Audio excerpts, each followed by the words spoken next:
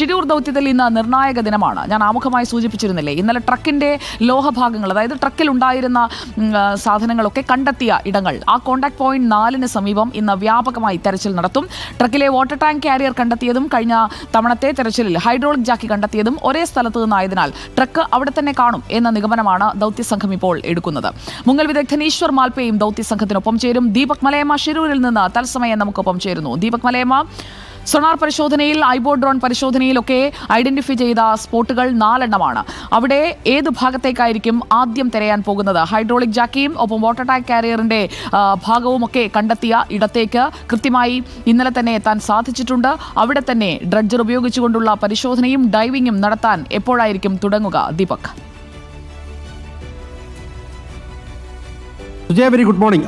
ഞാൻ നിൽക്കുന്നത് ഗംഗാവലി നദിക്ക് തൊട്ടരികിലാണ്. നമുക്ക് എൻ്റെ പിറകിൽ ദൃശ്യങ്ങളിൽ തന്നെ കാണാൻ സാധിക്കും. ഡ്രഡ്ജർ ഉൾപ്പെടെ സംവിധാനങ്ങൾ ഇന്നലെ വൈകിട്ടോടുകൂടി ഇവിടെ എത്തിക്കുകയും പ്രാഥമികമായ ഒരു തിരച്ചിൽ ആരംഭിക്കുകയും ചെയ്തിരുന്നു. ഇന്നലെ ഏറെ വൈകിയാണെങ്കിൽ പോലും കൃത്യമായി ലോറിയുടെ ഒരു ഭാഗം കണ്ടെത്താൻ കഴിയുന്ന സാഹചര്യവുമുണ്ടായി. വാട്ടർ ടാങ്ക് കാരിയർ അത് കണ്ടെത്തുന്ന സാഹചര്യത്തിലേക്ക് കാര്യങ്ങൾ എത്തുകയും ചെയ്തു. ഇന്ന് 8 മണിയോടുകൂടിയായിരിക്കും പ്രവൃത്തി കൃത്യമായി ആരംഭിക്കുക എന്നുള്ളതാണ് നമുക്ക് അറിയാൻ സാധിച്ചിരിക്കുന്നത്. ഇന്ന് ഈശ്വർ മാൽപേയും സംഘവും ഈ ഒരു ടീമിൻ്റെ കൂടെ ചേരുമെന്നുള്ളത് കൂടി ഈ ഘട്ടത്തിൽ പറയാൻ സാധിക്കും. എനിക്കൊപ്പം ഈശ്വർ മാൽപേ കൂടി ചേരുന്നുണ്ട്. Eshwar, good morning. നേരത്തെയൊക്കെ പല ഘട്ടങ്ങളിലായി നിങ്ങളിവിടെ തെരച്ചിലിൻ്റെ ഭാഗമായിട്ടുണ്ട്. ഇന്നലെയും ആ ഡ്രഡ്ജറിലുണ്ടായിരുന്നു.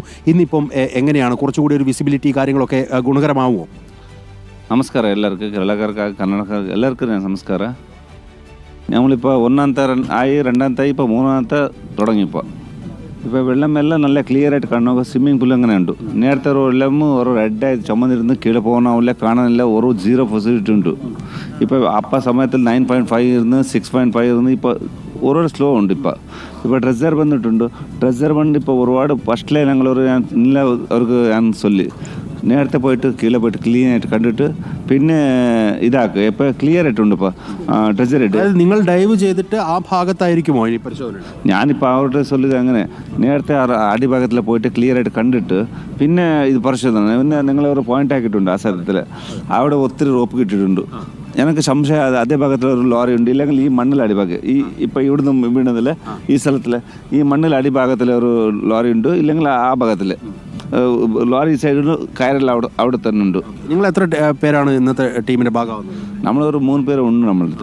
ഇപ്പോൾ സ്റ്റക്കിന് അവിടെ ഒരു 4 പേര് ഡ്രൈവർ ഉണ്ടെന്ന് ചൊല്ലി പിന്നെ ഒരുമിച്ച് ആക്കുന്ന DC പെർമിഷൻ DC SP പിന്നെ நம்ம MLA സാർ സതീഷ് ജയിൽ അവർ ചൊല്ലിട്ടുണ്ട്. ഇപ്പോൾ കാലം ഇപ്പോൾ ഒരു 10 മിനിറ്റ് നിന്നിട്ട് പിന്നെ ചെയ്യാന്ന് ഫോണാക്കി. Thank you.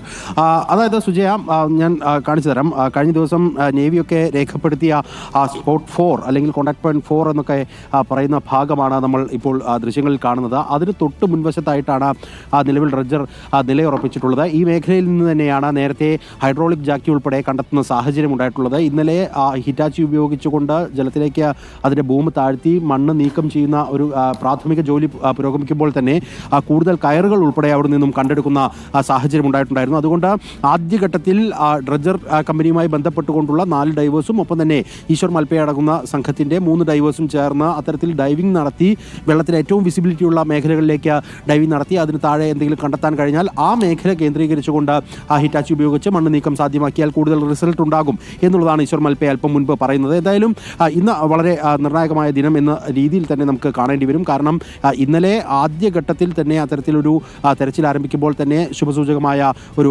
കണ്ടെത്തൽ നടത്താൻ സാധിച്ചിട്ടുണ്ട്. മറ്റൊന്ന്, നേരത്തെ നിശ്ചയിച്ച അതായത് ഐബോർഡ് പരിശോധനയിലും ഒപ്പം തന്നെ സോണാർ ടെക്നോളജി ഉപയോഗിച്ച് ഉള്ള പരിശോധനയിലുമൊക്കെ 3 സ്പോട്ടുകൾ രേഖപ്പെടുത്തിയത് ഇപ്പോൾ നമ്മൾ വളരെ തെളിഞ്ഞു കാണുന്ന മൺകൂനുകളുള്ള ആ മേഖലയിലായിരുന്നു. അവിടെ ജലം കുറച്ചുകൂടി അതിൻ്റെ തോത് താഴ്ന്നിട്ടുണ്ട്. അതുകൊണ്ട് നമുക്ക് വളരെ വിസിബിലിറ്റി ആ മേഖല കേന്ദ്രീകരിച്ചുമുണ്ട്. എത്രത്തോളം മണ്ണ് ആ മേഖലയിൽ ഡെപ്പോസിറ്റ് ചെയ്യപ്പെട്ടിട്ടുണ്ട് എന്നുള്ളത് കൂടി വ്യക്തമാകുന്ന ഒരു കാഴ്ച നമുക്ക് ഈ ഒരു ഘട്ടത്തിൽ കാണാൻ സാധിക്കുന്നുണ്ട്. ജലനിരപ്പ് താഴ്ന്നു എന്നുള്ളതിനപ്പുറത്ത് ജലത്തിൻ്റെ കുത്തൊഴുക്ക് എന്ന് പറയുന്നത് നേരത്തെ ഈശ്വർ സൂചിപ്പിച്ചതുപോലെ ഏതാണ്ട് 7 knots 8 knots വരെയൊക്കെ കുത്തൊഴുക്കുണ്ടായിരുന്ന ഗംഗാവലിയിൽ ഇപ്പോൾ 0.71 എന്ന നിലയിലേക്ക്, അതായത് 1 നോട്ടിന് താഴേക്ക് അതിൻ്റെ കുത്തൊഴുക്ക് എത്തിയിട്ടുണ്ട് എന്നുള്ളത് കൂടി ഏറ്റവും ഗുണകരമായ കാര്യമാണ്. പ്രത്യേകിച്ച് ഡൈവേഴ്സിനെ സംബന്ധിച്ച് അവർക്ക് ഇറങ്ങി പരിശോധന നടത്താനുള്ള ഏറ്റവും അനുകൂലമായ അന്തരീക്ഷം കൂടി ഒരാൾക്ക് അനായാസം മുങ്ങി നിവരാൻ കഴിയുന്ന തരത്തിലേക്ക് അവിടെ അടിയൊഴുക്ക് മാറിയിട്ടുണ്ട്.